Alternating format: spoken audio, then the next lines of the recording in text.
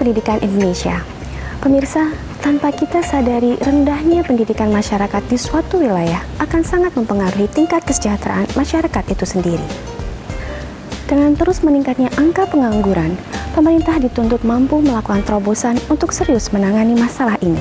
Untuk membantu mengatasi hal tersebut, pemerintah khususnya bidang pendidikan masyarakat membentuk sebuah lembaga non-formal yang bertujuan memberikan pendidikan di dua jalur formal untuk masyarakat umum seperti pembinaan kursus dan pelatihan, pendidikan anak usia dini, pendidikan keluarga, serta pendidikan dan keaksaraan dan kesetaraan.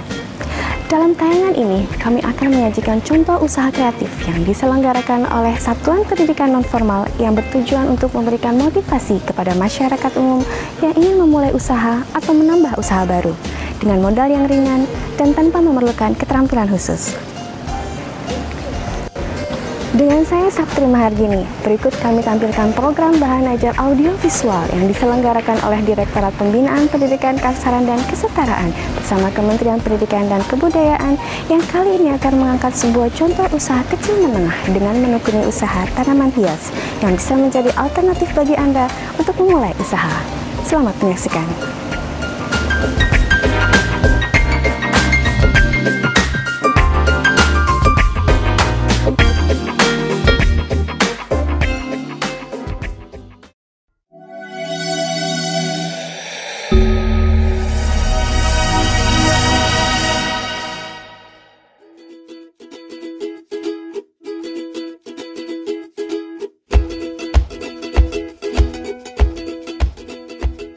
Usaha tanaman hias merupakan salah satu bisnis yang menjanjikan dan tidak memerlukan modal yang besar.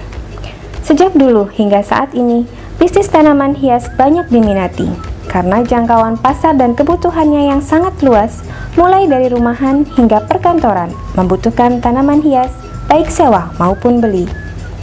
Sulit rasanya jika ingin memulai usaha pada bisnis tanaman hias, namun sama sekali tidak memiliki pengetahuan tentang tanaman itu sendiri.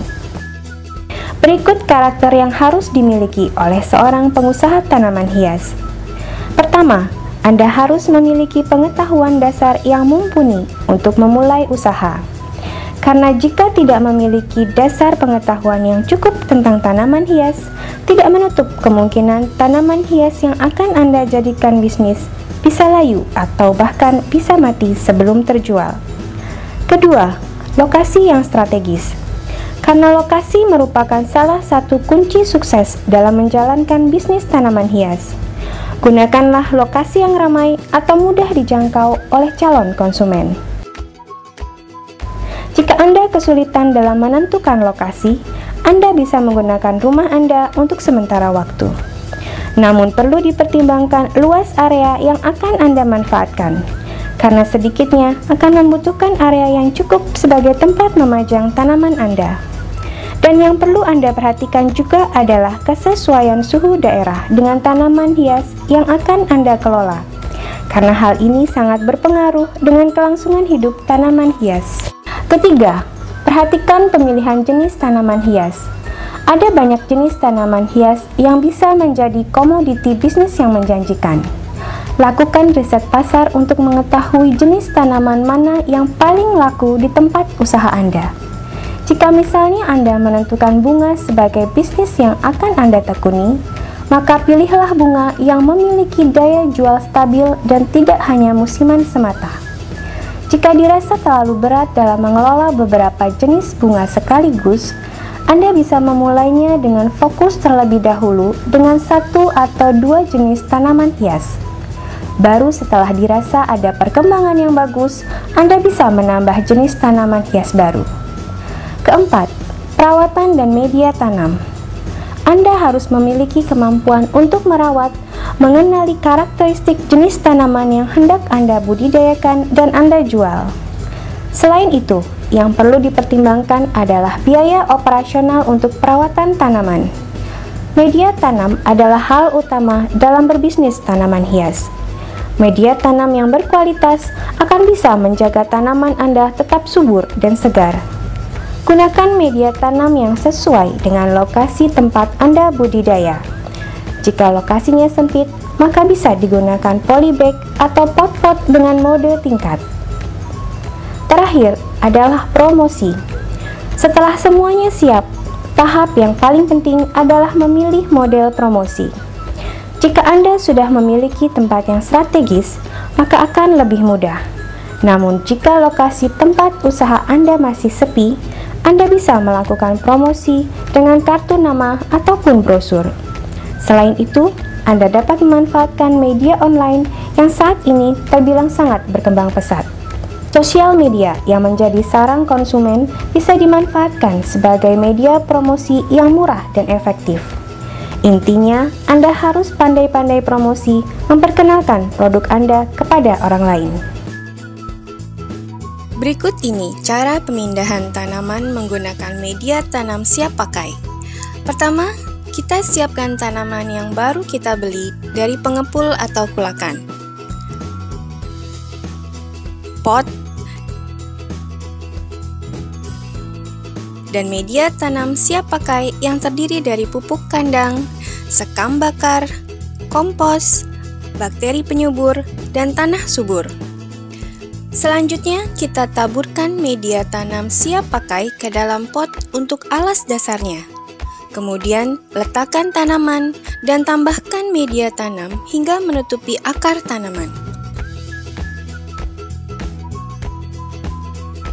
Setelah kita mengetahui cara pemindahan tanaman, berikut ini kita akan mempelajari cara peningkatan mutu tanaman menggunakan metode okulasi, yang dalam tayangan ini kami mencontohkan tanaman Kamboja Jepang yang bertujuan meningkatkan jumlah daun pada batang pohon yang lama agar lebih lebat dan dapat berbunga. Pertama, kita siapkan tanaman Kamboja Jepang yang akan diokulasi. Kedua, kita siapkan batang muda yang subur sebagai bibit unggul. Ketiga, kita kupas kulit pada bagian sisi batang yang lama. Hal ini bertujuan untuk menempelkan inti batang unggul dengan inti batang lama yang sudah layu. Keempat, iris ujung batang pada bibit unggul, lalu rekatkan dengan batang yang sudah disayat tadi.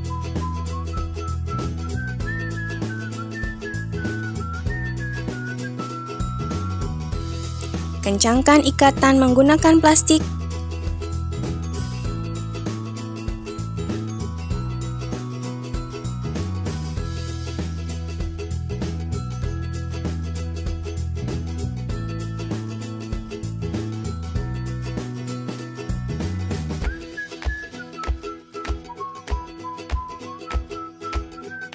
Lalu bungkus dengan plastik.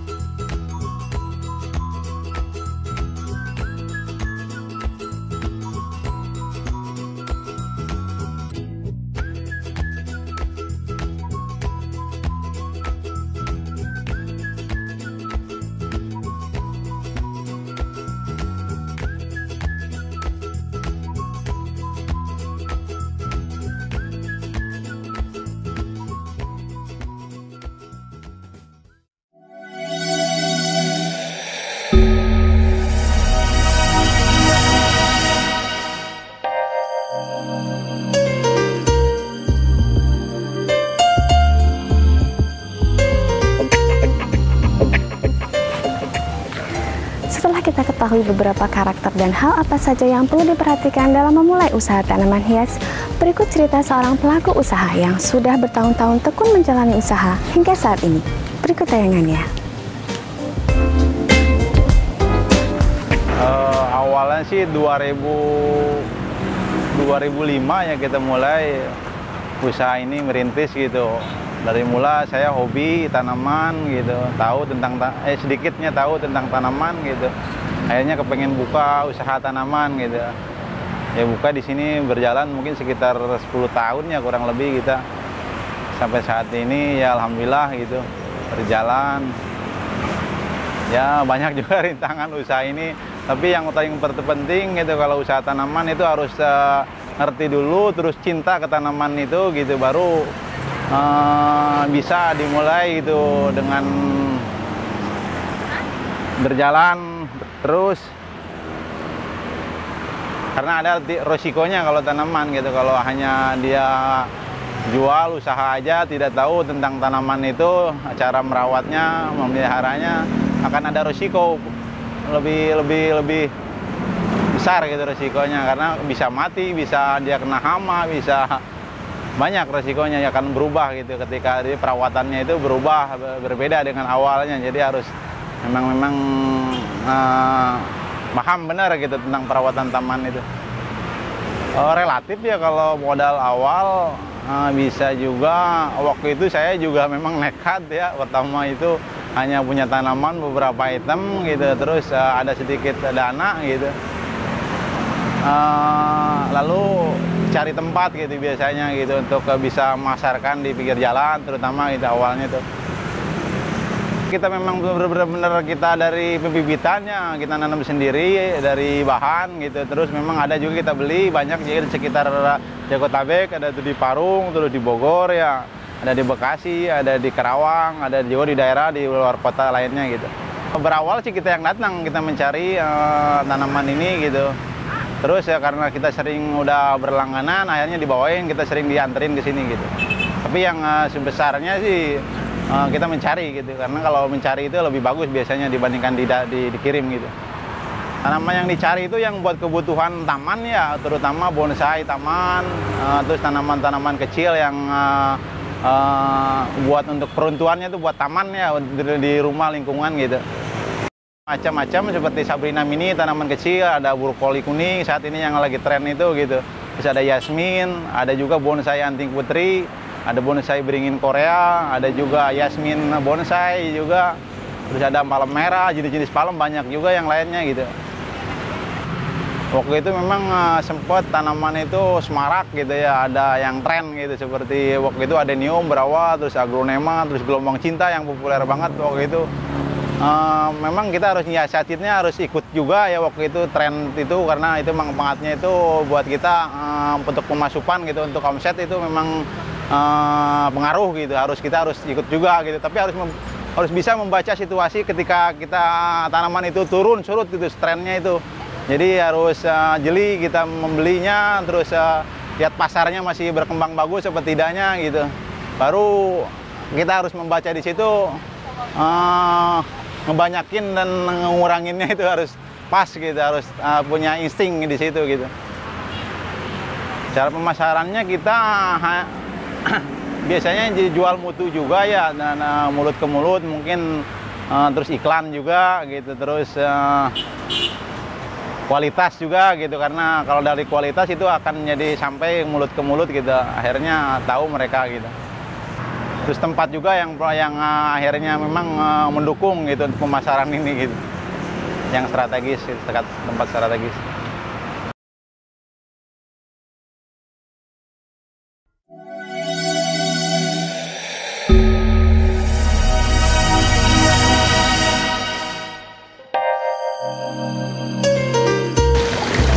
Seperti sudah kita lihat dari tayangan tadi, ada banyak hal penting yang kita peroleh dalam memulai usaha tanaman hias. Mulai dari langkah-langkah persiapan memulai usaha, cara pemasaran, dan pengetahuan modal usaha. Nah pemirsa, dari apa yang sudah kami tayangkan tadi, semoga bisa menjadi pilihan bagi Anda untuk memulai atau mengembangkan usaha. Nah pemirsa, sudah beberapa menit kami menemani Anda. Semoga tayangan ini bisa menjadi inspirasi baru bagi Anda. Dengan berbekal pendidikan, mari kita berdayakan masyarakat untuk terampil dan mampu bersaing di dunia usaha. Dengan saya Saptri Margini bersama Direktorat Pembinaan Pendidikan Keaksaraan dan Kesetaraan Kementerian Pendidikan dan Kebudayaan mengucapkan terima kasih.